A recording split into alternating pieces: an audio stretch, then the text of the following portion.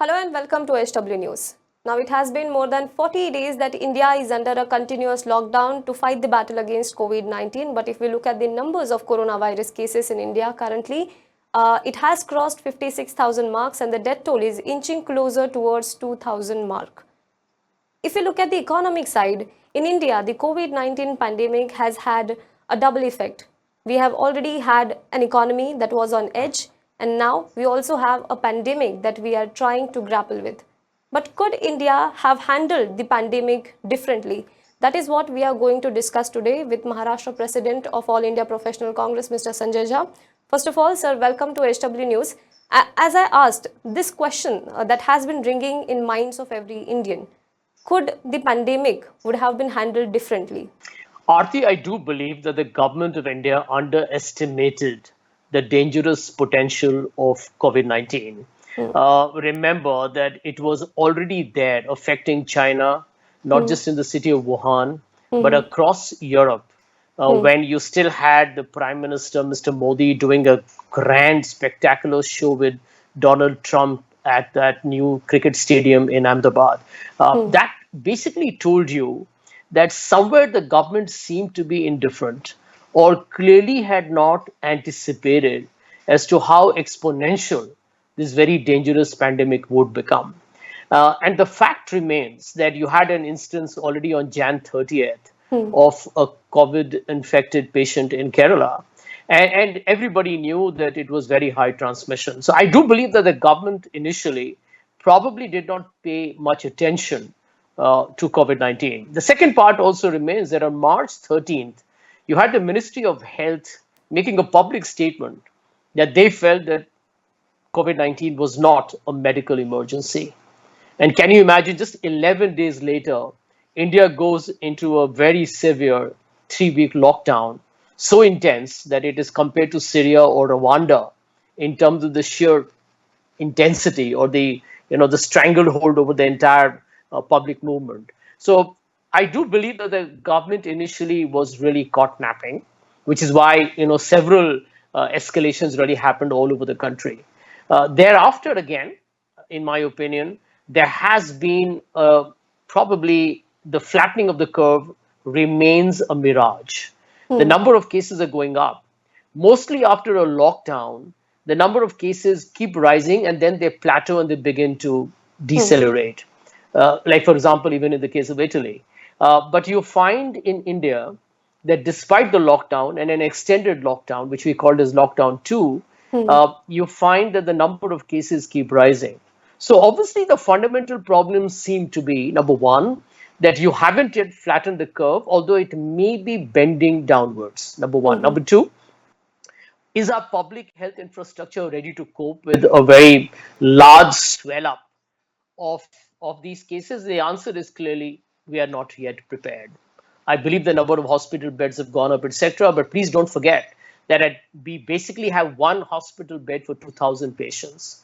We have a maximum of around 72 to 75,000 ICU beds in the country. And for a long time, we were short on respirators and ventilators. So India has still not yet captured what I call is the corona war. It's a Hmm. war. It's going to take a long time to come or to conclude where we can claim a victory over it. Frankly, a victory will only happen when you get the vaccine. The other part that remains a matter of concern is, have we done enough testing? Because we are a young Hmm. country. And in a young country, people can get COVID 19, they may be asymptomatic.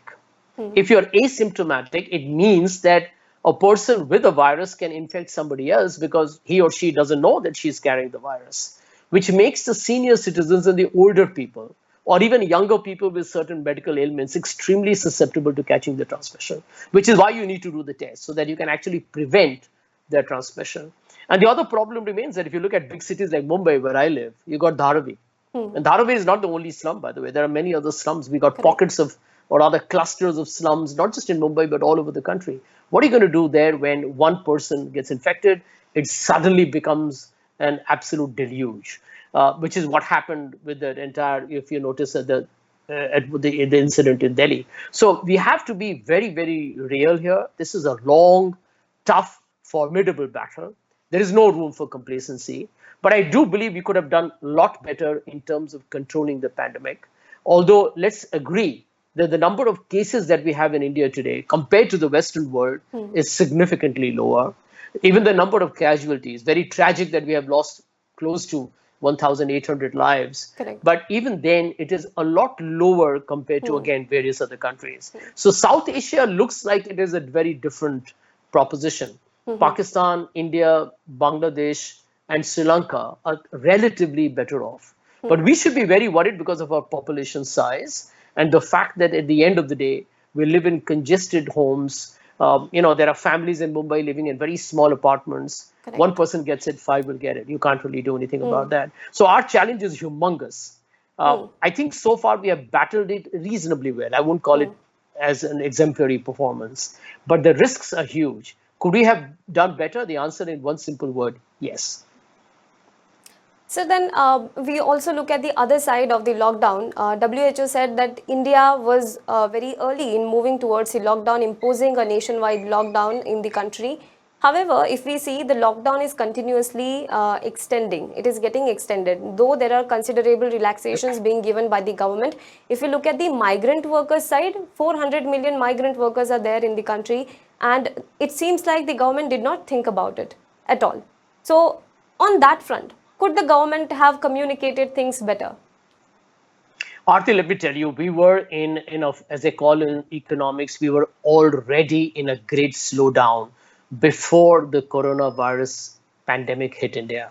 So let's not make any, shall we say, bones about it.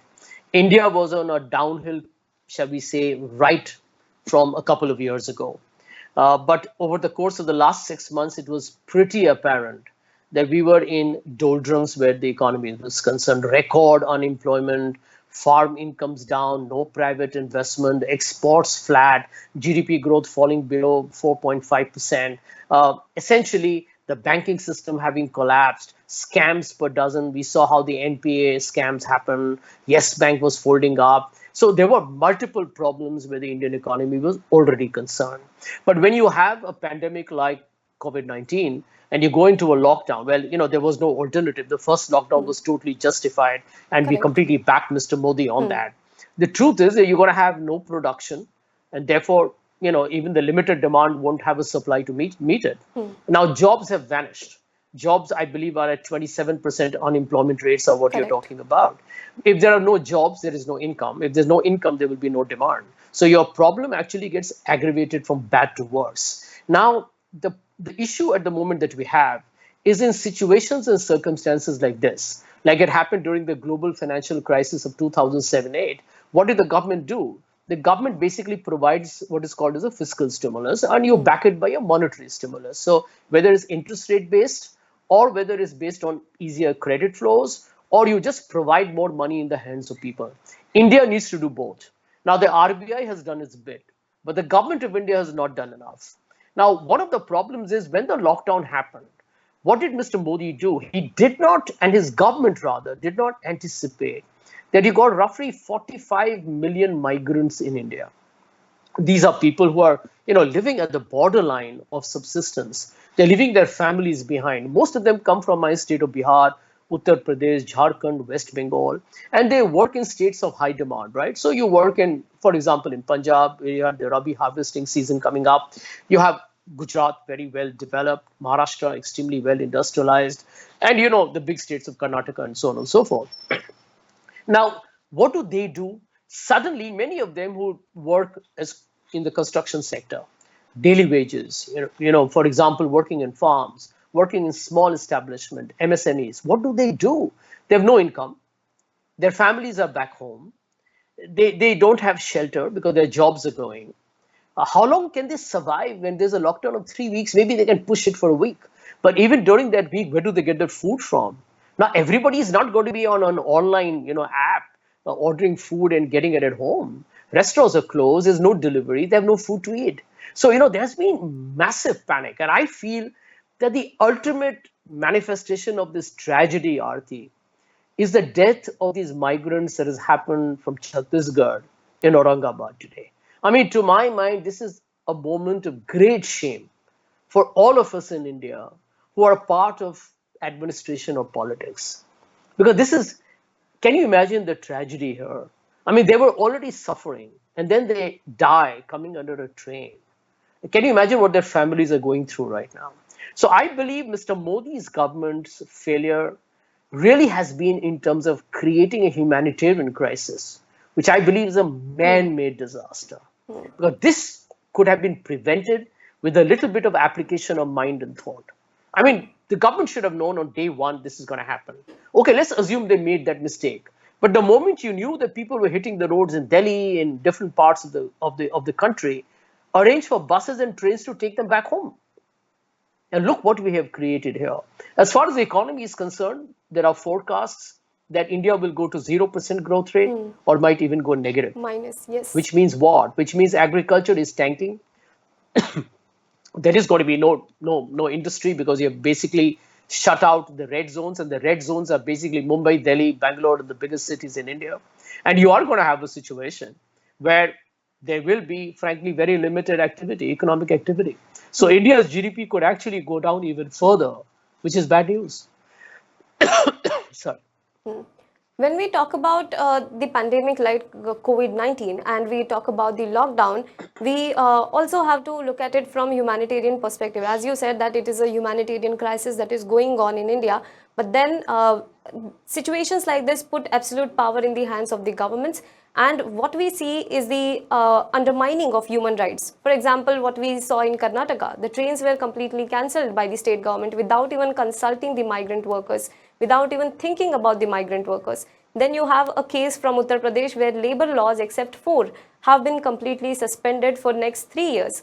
So this casualty, this undermining of human rights, what do you think about this? Well, I can tell you that the world is watching India. Now, we are at the moment when the world is releasing prisoners from jail to ensure that there is no infection. We are trying to actually arrest people and put them in jail.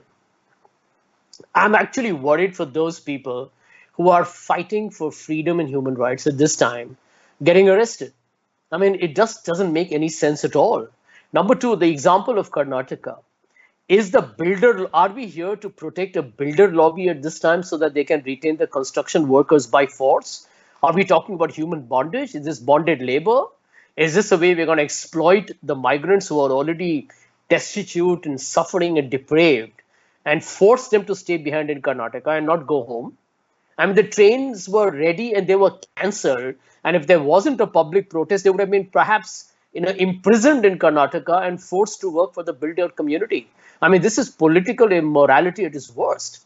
And look at the tragedy that at a time when you have the Prime Minister Cares Fund, which, by the way, has a very dubious nature because, we don't know where is the money going yet, and you still allow the migrants to pay money to get onto trains and go home.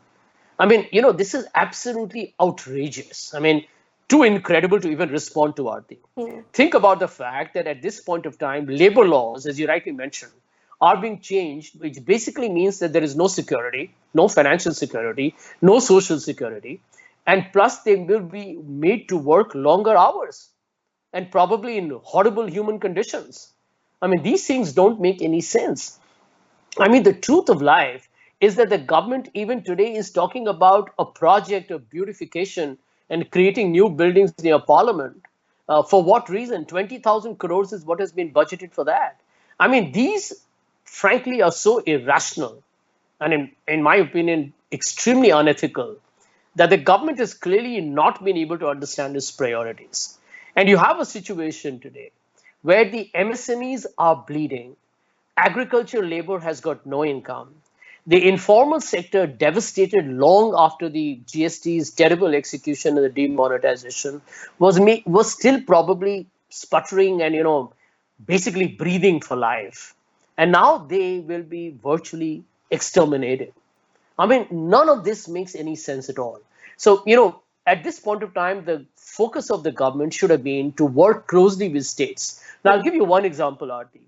There are districts being made into red zones. But every place in the red zone is not necessarily a quarantine or a contamination area which cannot function. So what needs to be done at the moment is that you actually be more focused within the red zone, what is called as a hyper concentration, Look at that area, you can cordon that off, make sure that the supply chains are provided to them, but the contamination doesn't exceed from that area. But you've got to go ahead and start realizing that the lockdown is not going to kill the coronavirus. It's only going to postpone the transmission. But even that postponement cannot happen because you're creating a situation where people who don't have jobs, who are actually going to have nothing to do, you'll create a bigger problem in terms of a collapsed economy. So people will be devastated as a double whammy on both the pandemic and a collapsed economy. They will have nowhere to go. And you know what will happen? The migrant problem, the economic crisis may tomorrow aggregated become even higher than what you're having in terms of the victims on coronavirus. And this will happen over a period of time. Families will be devastated. The many people will be on the streets. It will lead to social anarchy. There will be suicides. They're already beginning to happen. There will be people who will be depressed. It could lead to all kinds of violence. And besides the whole problem of mental health, I don't think the government is able to recognize that you got to gradually begin to liberalize economic activity and at the same time see that you're able to control the coronavirus. Because, see, we have to learn to live with the coronavirus because there is no cure for it until the vaccine arrives. That may take by the end of the year or the first quarter of next year. Therefore, it's critical to know that you have to coexist, take precautions, wear masks, have the sanitizers, tell people to maintain social distancing, have Section 144. But you got to learn how to coexist. We can't be so chaotic that one day you open the liquor shops and then you can't manage it, you shut it back again. Everywhere you find flip-flop policies, and this is lowering public confidence at a time when we need to build it. Now that brings me to my next question. Do you think the communication strategy from the government, MHA announcing some guidelines, then clarifying it again, then you have another authority, a state government or the central government announcing some policy and then rolling it back. This communication problems create a kind of problem in the minds of people as well, and they lower the confidence on the governments, and that is why they don't cooperate with the governments. Well, obviously, you erode public belief in the government circulars. If you're going to say one thing today and another thing tomorrow, then people believe that whatever you announced is not very stable and they expect you to go and backtrack on that the next day. That will basically give the people the feeling that the government is basically clueless, incompetent, and it itself doesn't know how to govern. That is the last, shall we say, situation you want the mind of the Aam Janta to be in. The only hope today for all of us is the government, whether it's the state government or the central government. Now, to some extent, I'm willing to concede or cut the slack to the central government and the state governments because nobody was prepared for this kind of a pandemic. Nobody knew it is going to be so dangerous. It is basically bringing mortality to everyone's doorstep. So I agree that to some extent there will be a trial and error, and we need to understand that. Because there is no like a manual that you can straight away implement. There's no silver bullet panacea for this problem. But it is equally important that there is a lot of transparency.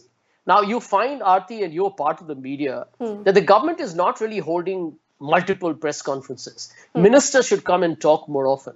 Mr. Modi has spoken a couple of times, but this is the time for him to address the nation in multiple conversations. He should hold a press conference. He should come and talk to the people and say, this is the problem. This is what we're doing. This is where we are struggling. People will understand that. You want leaders to basically inspire confidence and trust in you. What I'm seeing after the initial goodwill is the loss of trust in governments. That is not a healthy development because everyone today is vulnerable. If the government says there's lockdown, you and I can do nothing about it. If the government says open up, well, we can, but we don't even know the risks until the government says these are the conditions and risks you can open up. So to answer your question, I do believe at the moment there should be more transparency, more frequent communication. That is not really happening. There is a lot of claims and counterclaims being made, which is very unhealthy. And sometimes you get the feeling that the center is not listening. So you have a situation today where the states don't have enough money. They're not getting enough GST allocations coming to them. They depend a lot on that. People are asking when the international price of oil is falling, why are the prices going up? I think the government needs to talk. The government's revenues are, frankly, I'm sure, going down by the day. Does the government need to print new money? Maybe they should talk to us about it. The finance minister has suddenly disappeared from the map. Why?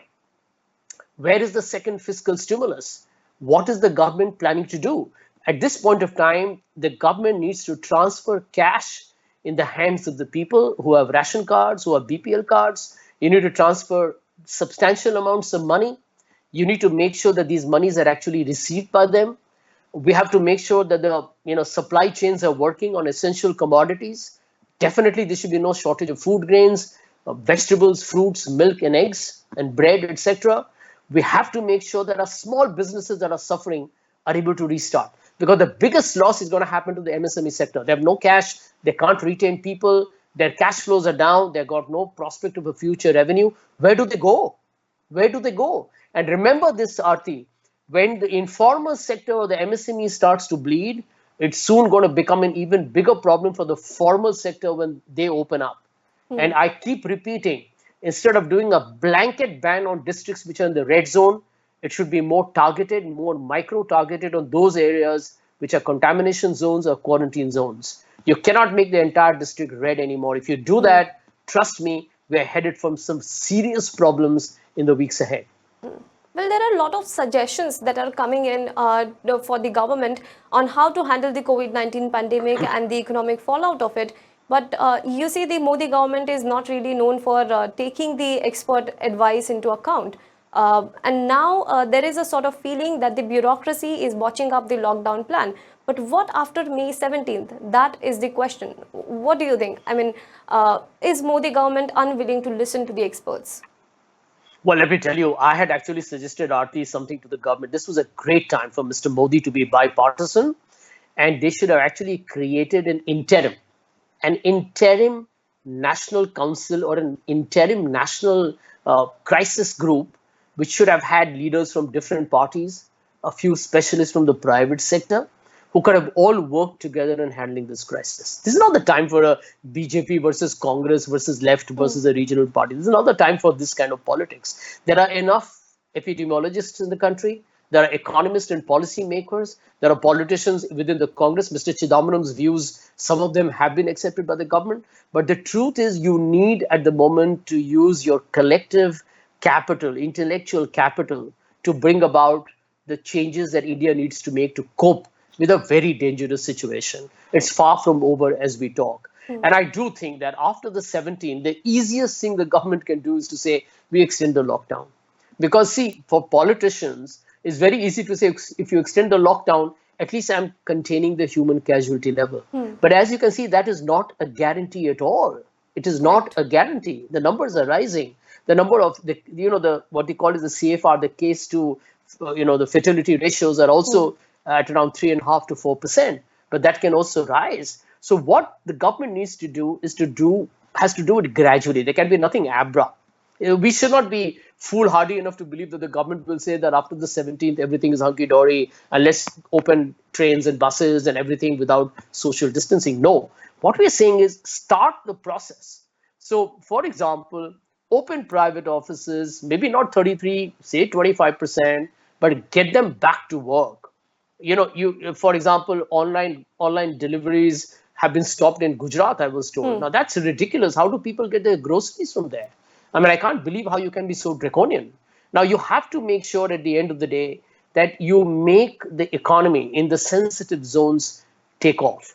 Because you see, in India, everything is concentrated in the bigger areas, Mumbai, Delhi, Pune, Bangalore. These are the areas where the bulk of real services and the manufacturing revenues come from. So you need to really micro focus on those areas. Nobody is telling the government that, don't worry about the scale of the epidemic. Of course, you have to worry about it. But you need to understand that you cannot beat the coronavirus by being under lock and key.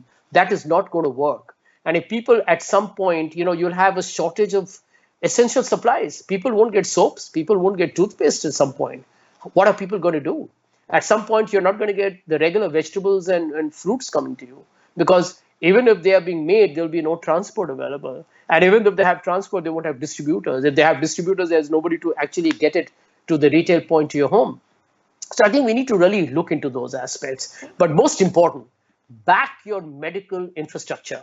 Make sure that private and public hospitals, especially the latter, have people who are actually ready to treat anybody who comes in. So, for example, today, anyone who gets affected by a coronavirus, make sure the treatment is free, absolutely free.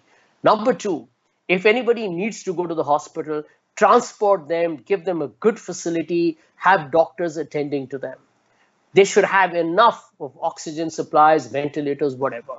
If we can, at this point in time, ramp that up, because Indian cases are yet not uncontrollable. Correct. If the government today allocates all its monies into these areas, basically ensuring the MSME and the poor get money in their hands, and put all your money into medical infrastructure, put all the PM CARES money into medical infrastructure, make the corporates donate on their own in whatever forms they can, you will find India battling back. That's the only way this can happen. Because even as we talk, there are people working on the vaccine abroad and in our country. And if that happens, the confidence will be back. You see, the confidence is a big thing. It's a psychological thing, it's intangible, but it boosts confidence. You know, if you go out on the road today, Aarti, and you find more cars, or you find a few more shops open, it makes you believe that we are trying to get back to normalcy. Correct. This is a battle against a dangerous, invisible monster. If we fight it collectively, we will triumph. Now that you talked about confidential, the confidence building, that brings me to my last question. We had in past also, there were some of the financial emergencies in the country, and we had some phase to look up to. What do you think in this particular pandemic, in the lockdown, who could have been those faces which could have made a dream team, or which could have made people believe in them, build confidence in them? Well, I can tell you that at this point of time, you need economists, policymakers, and the government to work in tandem. You do need political leadership. Of course you do. Now, the dream team, if you remember, during the time of the global financial crisis, was Dr. Manmohan Singh, one who understood how to run an economy in difficult times, himself an economist and part of the famous 1991 reforms that changed India's destiny. Then you had Mr. Chidambaram, who created the dream budget and one of the most accomplished economists in the country. You had Dr. Manpreet Singh Ahluwalia, again, a very, very intelligent and a sharp brain. And then you had, again, Dr. Raghuram Rajan, and a former governor of the RBI who really knew how to manage what is called as the macroeconomic, and especially the external environments related to foreign currency and investments. Now, that is the kind of dream team you need. I'm not saying that there is not enough good talent in the country as we talk, but it's very important for the government to listen to all sides, invite opinion. Kaushik Basu has been making a lot of good suggestions. You had Mr. Abhijit Banerjee the other day in conversation with, I think, Mr. Rahul Gandhi, who made some very, very valid inputs as well. So you need to right now listen to the people, and most of them are telling you that please don't worry about your fiscal deficit, increase your print monies, because you're not going to get very high tax revenues at this point. Give that money through direct cash transfers in the hands of especially those who need it, so that they can buy essential commodities. You'll have people supplying those commodities. Spend a lot more on Manrega, because that will not just be money given, but it will create assets for you. Manrega is about creating physical assets, rural roads, water bodies, and so on and so forth. So you'll actually create both capital assets as well as give people jobs. Give money to farmers through a PM Kisan. Transfer some money and call it in another name. Don't call it Nyaya, because that's a Congress brainchild. Give it whatever name the government wants to give. Empower people. It builds confidence that I'm going to live, I'm going to survive it. I have families, and we can battle it through. And I think that's the way we can do that. So I'm hoping the government creates its own dream team. The alternative to that is a financial and medical nightmare. Correct. Well, thank you. Thank you so much, sir, for joining us on this conversation. Definitely, let's hope that the government listens to the experts and takes some serious decisions regarding how to go forward after May 17th. Thank you, Aarti. Thank you very much. Now be the first to know about the latest updates on our new news app. Go on your Android or iOS, search for HW News Network. Download our app, choose the language you prefer to get updates in, and be up to date with the latest news.